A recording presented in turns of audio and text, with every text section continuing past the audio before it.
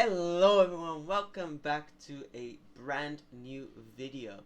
Today I'll be talking about the Brasileirao round number 33 and a little bit of sprinkle on a little bit of what happened today on the round 34 match between Santos and Flamengo. But overall, round 34 I'll leave to the next video. I just want to talk about one thing because it's on date and it's also a YouTube short that I posted. If you guys haven't seen my YouTube shorts recently, please check them out. They're amazing. I love them. It's really fun filming them, and it's really fun seeing that you guys like them as well. Now let's get into the video. First of all, we had the match between Bragantino and Atlético Paranaense, which surprisingly is one of the most scoring matches in this whole round. You might have expected it to be Palmeiras Avaí. No, it was Bragantino, Atlético Paranaense. 4-2 for Bragantino.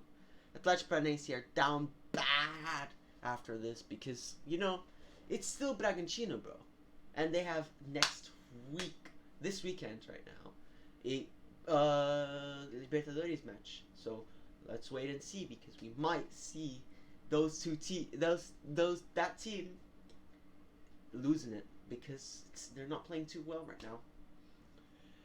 Santos Corinthians 1-0 for Corinthians, a red card going for Yuri Alberto in the first half, and then a red card going for Santos, which by the way, Lucas Barbosa, which by the way is the first thing I want to talk about.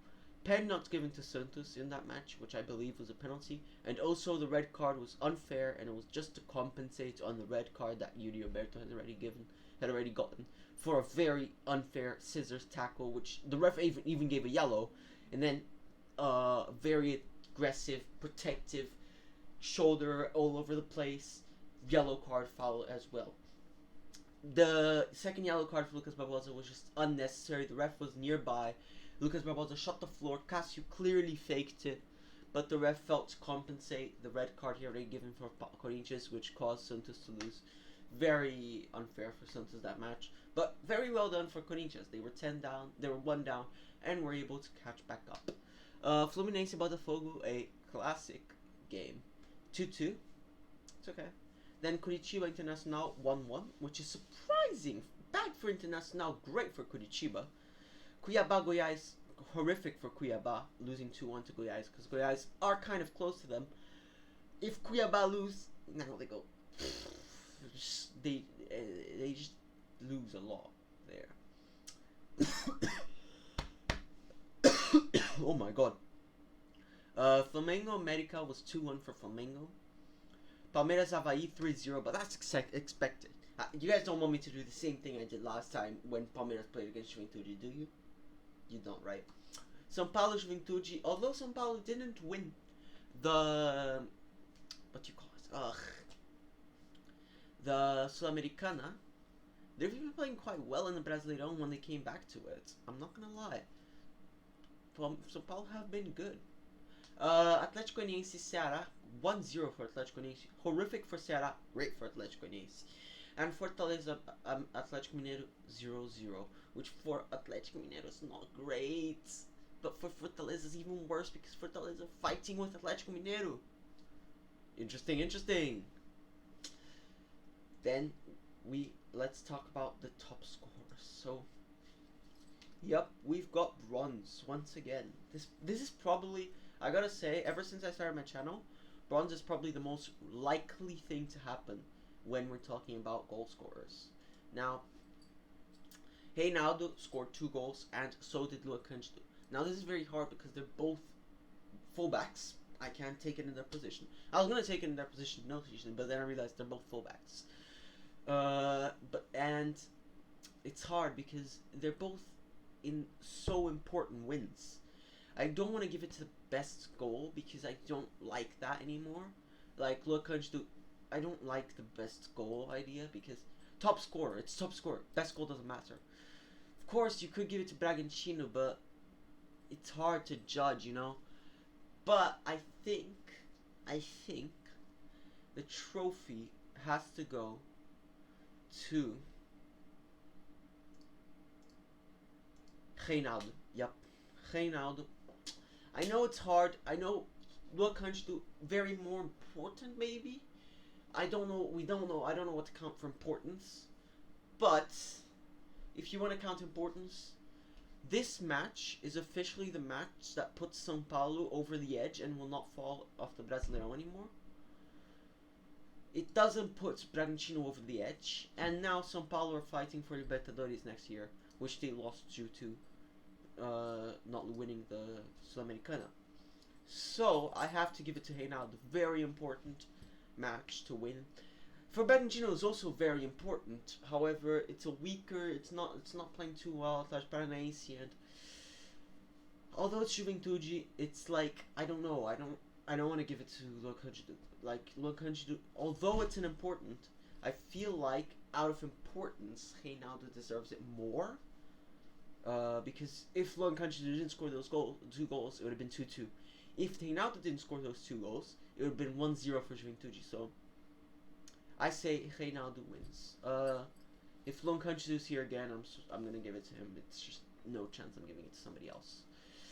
Tables. Let's talk about the tables. Tables. Don't look this table fully on. Flamengo's a little bit above where they should be, and also Palmeiras have 3 extra points because they are 1 round ahead. Now, let's quickly talk about this round ahead that they are. Santos played against Flamengo, and it was a 3-2. Now, why am I talking about this before? Well, Santos were robbed. Blatantly robbed.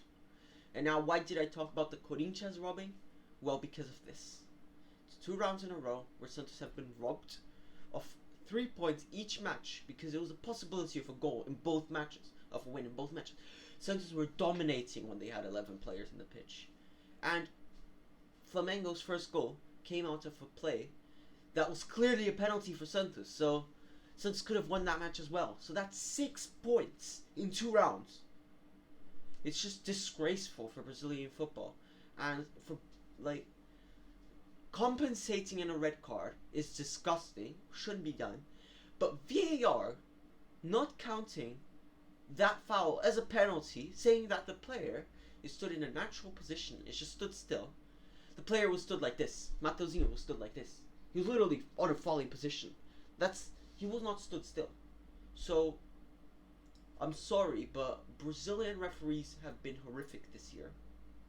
And hopefully CBF better this for next year, because I'm just talking about Santos here, but there are many teams that have been robbed by the Brazilian Federation. And most especially, Santos could have been in the top of the league. They lost like over 10 points. That's a lot. If you count over 10 points, if we look at the table right now, Santos would be at 453. Santos would be 6th, fighting for 5th. If I just gave 10 points, which is less than what Santos at. It's disgusting. And many teams, Curitiba has been robbed, Goiás have been robbed, so many teams have been robbed. It's disgusting. Palmeiras even, top team of the league, got robbed in the Copa do Brasil. They got eliminated by São Paulo in a robbery. Brazilian referees need to get fixed. Next year, I hope not to be talking about this next year, because it's a disgrace. It's simply a disgrace. There's a reason why only one Brazilian referee is going to the World Cup. Because Brazilian referees are horrific. And there needs to be a fix. There needs to be a whole overhaul. A whole overhaul of Brazilian referees. This is a message to CBF, because I am a lover of football. I love football. But I hate it when football is unfair. When football, and it's not even the team's fault. It's not like Corinthians paid the ref. They didn't. It's not like Flamengo paid the ref. They didn't. It's the referee being stupid and not knowing how to do his job. I'm sorry for having to say this. But there needs to be an overhaul in referees, because this year has been disgraceful for Brazilian fans and for everything. Also, Brazilian football fans need to be,